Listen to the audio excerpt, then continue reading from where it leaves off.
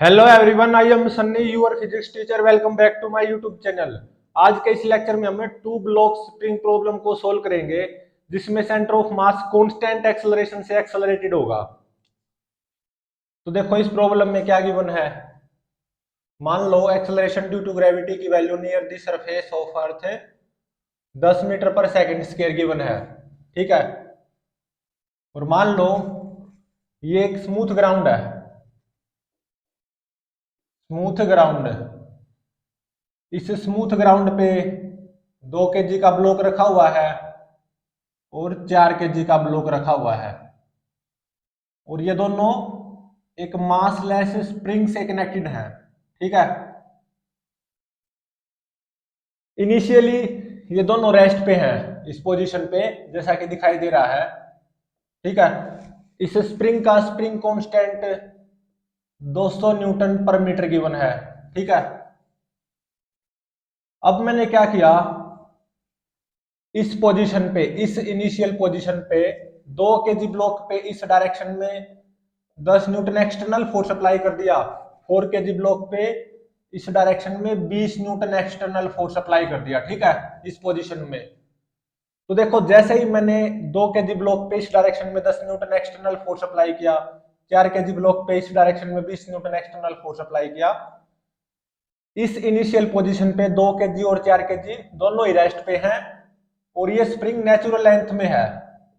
तो इस initial position की बात करूं तो मान लो सेंटर ऑफ मास कुछ यहां पे आएगा। तो इस इनिशियल पोजीशन पे देखो 2 kg और 4 kg दोनों ही रेस्ट पे है, इस इनिशियल पोजीशन की अगर मैं बात करूं। ठीक है। तो सेंटर ऑफ मास भी रेस्ट पे हो जाएगा अगर मैं इस इनिशियल पोजीशन की बात करूं। मतलब जब मेरा स्प्रिंग नेचुरल लेंथ पोजीशन में है और 4 kg और 2 kg दोनों ही रेस्ट पे हैं, तो ये है मेरी इनिशियल पोजीशन। जिस टाइम पे मैंने 4 kg पे 20 Newton external force just apply किया है, और 2 kg पे इस डायरेक्शन में 10 Newton external force apply just किया है, तो वो है इनिशियल पोजीशन। सेंटर ऑफ मास कुछ यहाँ पे आएगा रेस्ट पे, इस इनिशियल पोजीशन पे। ठीक है। तो अब देखो यहाँ पे होगा क्या, ये स्प्रिंग है ना, इलोंगेट होगा। तो स्प्रिंग में मैक्सिमम इलोंगेशन फाइंड आउट करनी है। मैक्सिमम इलोंगेशन इन स्प्रिंग वो फाइंड आउट करनी है, और acceleration of center of mass find out करना है। ठीक है। तो अब देखो, अब इसको सोल्व करते हैं। तो अब देखो, मान लो ये स्प्रिंग इलोंगेट अगर होगा भी, तो मान लो ये स्प्रिंग इलोंगेट हो चुका है आफ्टर सम टाइम। तो देखो 4 kg ब्लॉक पे इस डायरेक्शन में स्प्रिंग फोर्स आएगा, 2 kg ब्लॉक पे इस डायरेक्शन में उतना ही स्प्रिंग फोर्स आएगा। तो इस पूरे सिस्टम पे नेट फोर्स वो क्या रहेगा, 20 माइनस 10, 10 न्यूटन रहेगा ना, क्योंकि स्प्रिंग फोर्स से स्प्रिंग फोर्स कैंसिल हो जाएगा। तो इस डायरेक्शन को पॉजिटिव ले रहा हूं, इस डायरेक्शन को नेगेटिव। तो नेट फोर्स इस पूरे सिस्टम पे देखो क्या रहेगा, 20 माइनस 10 प्लस 10 न्यूटन। ठीक है। इसको क्या लिखूंगा मैं, mass of the system 2 kg plus 4 kg 6 kg into में acceleration of center of mass of system.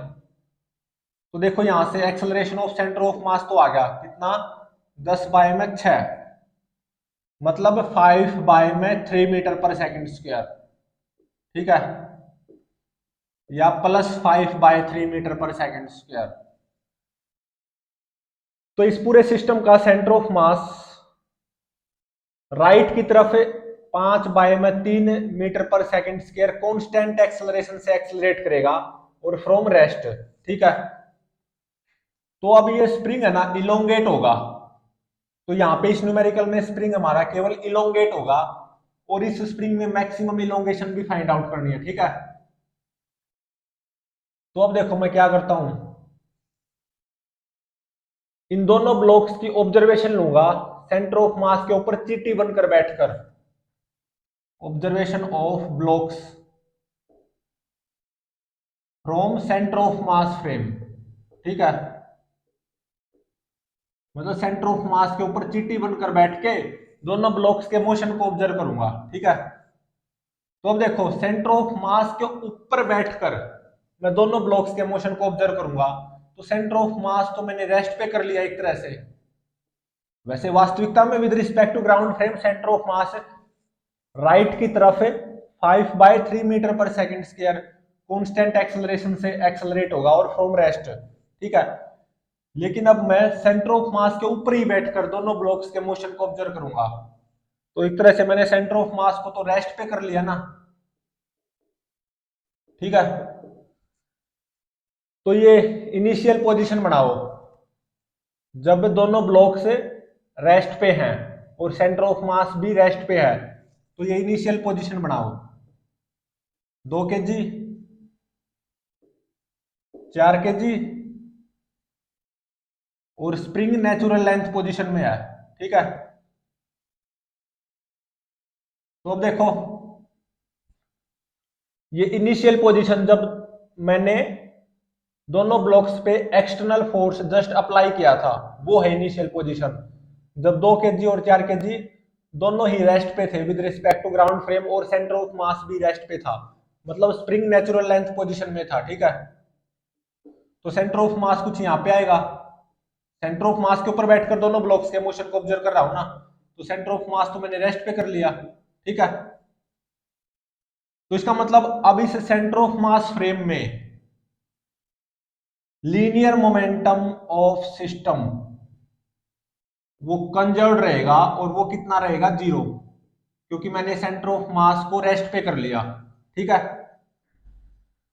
मतलब जब मैं इन दोनों ब्लॉक्स के मोशन को ऑब्जर्व करूंगा सेंटर ऑफ मास के ऊपर बैठकर या from center of mass frame, तो सेंटर ऑफ मास को तो मैंने रेस्ट पे कर लिया, तो अब लीनियर मोमेंटम ऑफ सिस्टम 0 रहेगा, कंजर्व रहेगा, ठीक है।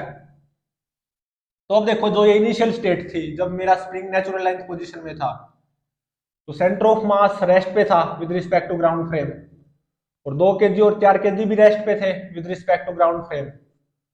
तो इसका मतलब है इस इनिशियल पोजीशन पे जब मेरा स्प्रिंग नेचुरल लेंथ पोजीशन में है, तो 2 kg और 4 kg रेस्ट पे होंगे with respect to centre of mass frame, ठीक है, रेस्ट पे। तो अब देखो इन पे एक्सटर्नल फोर्स अप्लाइड है ना, 2 kg पे इस डायरेक्शन में 10 न्यूटन, 4 kg पे इस डायरेक्शन में 20 न्यूटन।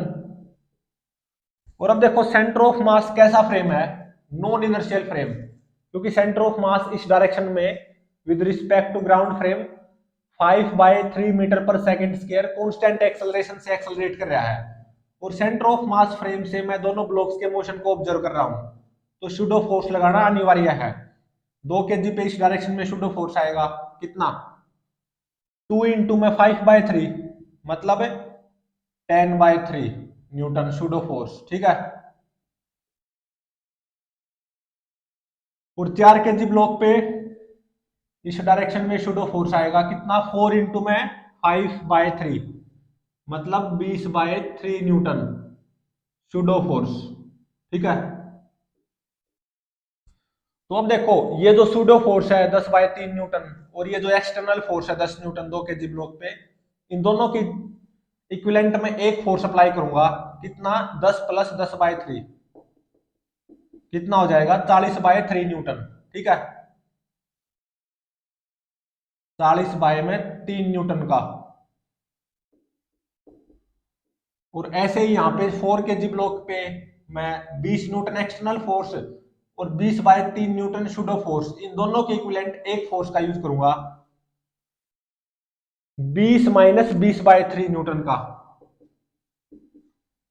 20 × 60 में से 20 गए 40, 40/3 न्यूटन का, ठीक है। दोनों के इक्विवेलेंट मैंने एक फोर्स अप्लाई कर दिया 4 kg पे, 40/3 न्यूटन, ठीक है। तो अब देखो मैं यहाँ पे दोनों ब्लॉक्स के मोशन को ऑब्जर्व कर रहा हूं from center of mass frame, तो इसका मतलब सेंटर ऑफ मास को मैंने रेस्ट पे कर लिया। तो जब मैं दोनों ब्लॉक्स के मोशन को सेंटर ऑफ मास फ्रेम से ऑब्जर्व करूंगा, तो linear momentum of system conserve रहेगा 0, ठीक है। तो अब देखो क्या होगा, ये स्प्रिंग इलोंगेट होना शुरू होगा, तो 2 kg ब्लॉक कुछ यहां पे पहुंचा होगा अपनी मीन पोजीशन पे, और ये मेरा स्प्रिंग कुछ इलोंगेट हो चुका होगा जैसा कि दिखाई दे रहा है। ठीक है, 4 kg ब्लॉक कुछ यहां पे पहुंचा होगा अपनी मीन पोजीशन पे। ठीक है, और मान लो 2 kg ब्लॉक इस डायरेक्शन में कितना चला, x1, और 4 kg ब्लॉक इस डायरेक्शन में कितना चला, x2, और 2 kg ब्लॉक की वेलोसिटी इस डायरेक्शन में with respect to centre of mass frame वो मान लो v1 है। 4 kg ब्लॉक की वेलोसिटी इस पोजीशन पे with respect to centre of mass frame वो मान लो इस डायरेक्शन में v2 है, क्योंकि स्प्रिंग इलोंगेट होना शुरू होगा ना। तो अब देखो ये x1 और x2, v1 और v2 कैसे फाइंड आउट किए जाए। तो अब देखो सेंटर ऑफ मास को तो मैंने रेस्ट पे कर रखा है, सेंटर ऑफ मास को तो मैंने रेस्ट पे कर रखा है ना, क्योंकि सेंटर ऑफ मास के ऊपर बैठकर दोनों ब्लॉक्स के मोशन को ऑब्जर्व कर रहा हूं। तो इसका मतलब left is equal to right, तो 2x1 4x2 के बराबर हो जाएगा। ठीक है, तो यहां से x1 कितना आ गया, 2x2।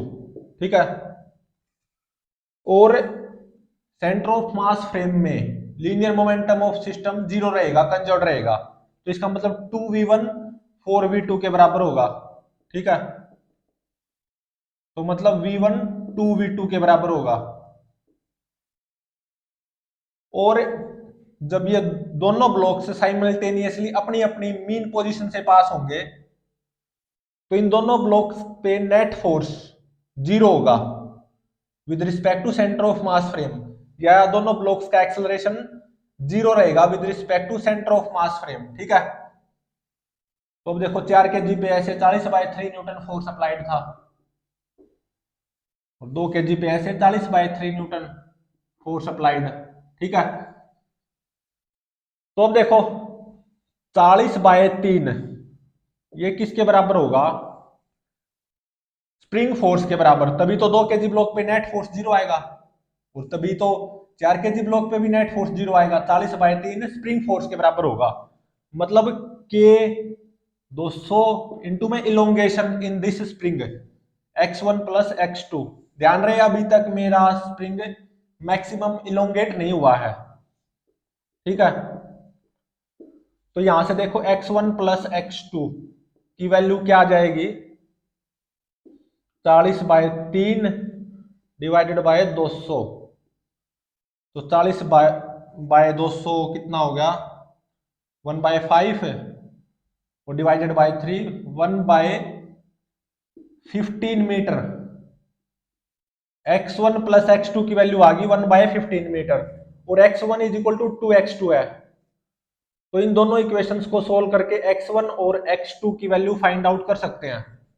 x1 is equal to 2x2 और x1 प्लस x2 1/15 मीटर आ गया। तो यहां से इन दोनों को सोल्व करते हुए x1 की वैल्यू आएगी 2/45 मीटर, और x2 की वैल्यू आएगी 1/45 मीटर। ठीक है,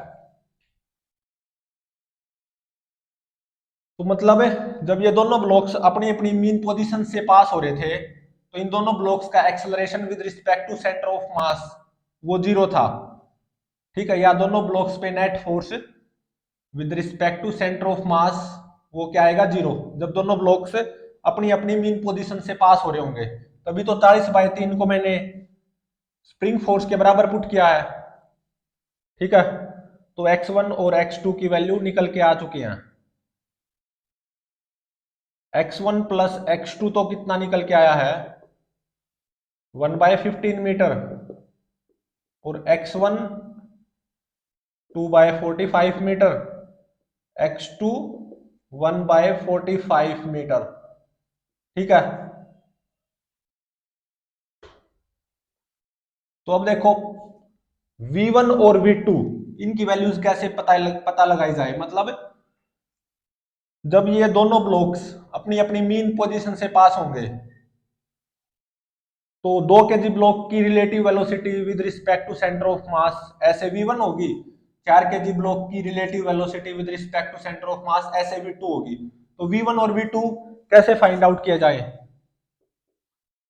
तो मैं क्या करूंगा, वर्क एनर्जी थ्योरम अप्लाई करूंगा from this A state to this B state in centre of mass frame. Work energy theorem इस सिस्टम पे, इस टू ब्लॉक सिस्टम पे वर्क एनर्जी थ्योरम अप्लाई करूंगा from this A state to this B state in centre of mass frame. ठीक है, तो अब देखो इस ए स्टेट से इस बी स्टेट तक वर्क डन बाय 40/3 न्यूटन, वो कितना आएगा 40/3 इंटू मैक्स 1। ठीक है, plus work done by this 40/3 newton on 4 kg from this A state to this B state 40/3 into max 2 force dot displacement का यूज करते हुए, plus work done by spring force on this system from this A state to this B state. अब देखो spring force तो conservative force होता है, तो work done by spring force from this A state to this B state, तो वो किसके बराबर आ जाएगा, initial elastic potential energy minus this final elastic potential energy.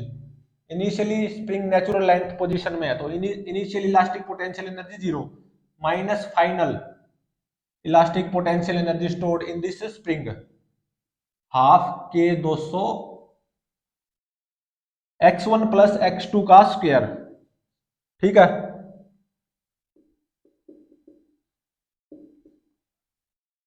तो देखो मैं वर्क एनर्जी थ्योरम अप्लाई किया है इस टू ब्लॉक सिस्टम पे from this A position to this B position in centre of mass frame. Work done by this 40/3 newton on 2 kg from this A stage to this B stage, इतना।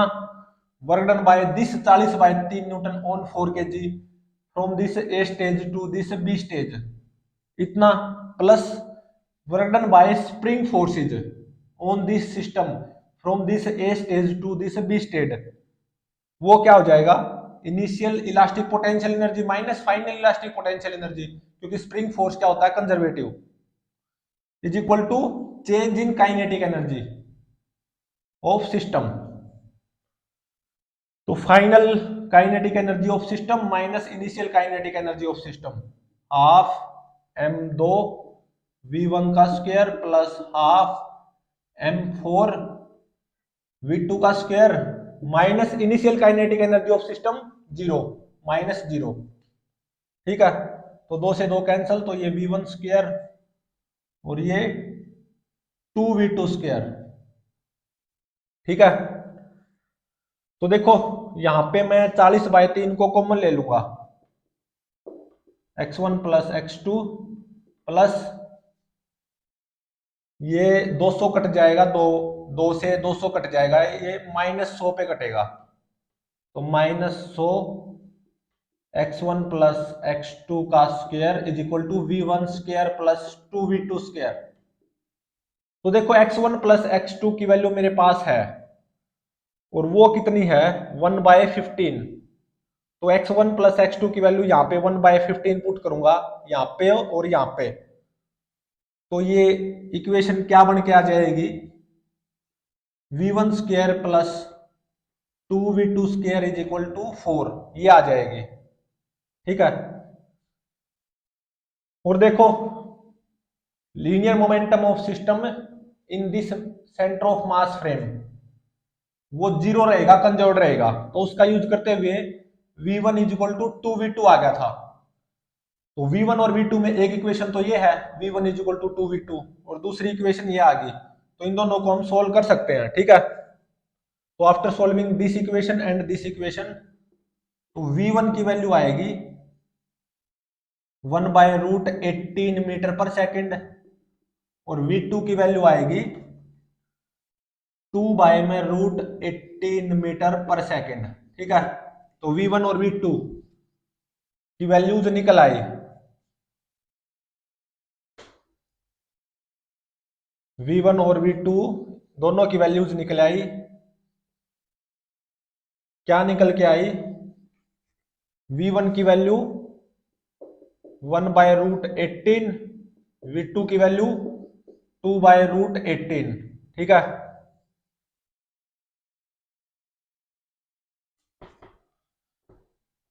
तो अब देखो इससे आगे क्या होगा। देखो इस बी पोजीशन पे दोनों ब्लॉक्स अपनी अपनी मीन पोजीशन से पास हो रहे हैं। ठीक है, तो ये स्प्रिंग और इलोंगेट होगा बिल्कुल। तो इस स्प्रिंग में मैक्सिमम इलोंगेशन कब आएगी? जब ये दोनों ही ब्लॉक्स साइमल्टेनियसली एक मोमेंट के लिए रेस्ट पे आएंगे with respect to centre of mass. ये 2 kg और ये 4 kg। ठीक है, अब मेरा स्प्रिंग मैक्सिमम इलोंगेशन में है, एक मोमेंट के लिए मैक्सिमम इलोंगेशन में है इसे सी स्टेज पे। तो 2 kg और 4 kg दोनों ही ब्लॉक एक मोमेंट के लिए साइमल्टेनियसली रेस्ट पे आएंगे with respect to centre of mass. और मैंने सेंटर ऑफ मास को तो रेस्ट पे कर रखा है ना। ठीक है, तो अब देखो इस ए पोजीशन से इस सी पोजीशन तक मान लो 2 kg ब्लॉक कितना चला? x3। और 4 kg ब्लॉक कितना चला? x4। ठीक है, तो इस स्प्रिंग में मैक्सिमम इलोंगेशन वो कितनी हो जाएगी? x3 + x4। ठीक है, तो देखो इस स्प्रिंग में मैक्सिमम इलोंगेशन कैसे पता लगाएं? अगर x3 और x4 की वैल्यू निकल गई तो maximum elongation in this spring वो निकल आएगी x3 + x4। तो अब देखो मैंने इस 2 ब्लॉक सिस्टम के सेंटर ऑफ मास को तो रेस्ट पे कर रखा है, तो इसीलिए 2x3 किसके बराबर होगा? 4x4 के बराबर। 2x3 will be equal to 4x4। तो मतलब x3 किसके बराबर होगा? 2x2 के बराबर। ठीक है, तो अब देखो मैं वर्क एनर्जी थ्योरम अप्लाई करूंगा इस 2 ब्लॉक सिस्टम पे in centre of mass frame from A state to this C state, natural length से मैक्सिमम इलोंगेशन स्टेट तक इस 2 ब्लॉक सिस्टम पे वर्क एनर्जी थ्योरम अप्लाई करूंगा from center of mass frame. Work energy theorem A state to C state मतलब natural length to maximum elongation state in centre of mass frame. ठीक है, तो अब देखो इस ए स्टेट से लेके इस सी स्टेट तक 2 kg ब्लॉक पे work done by this 40/3 newton force वो क्या आएगा? 40/3 इंटू में x3 प्लस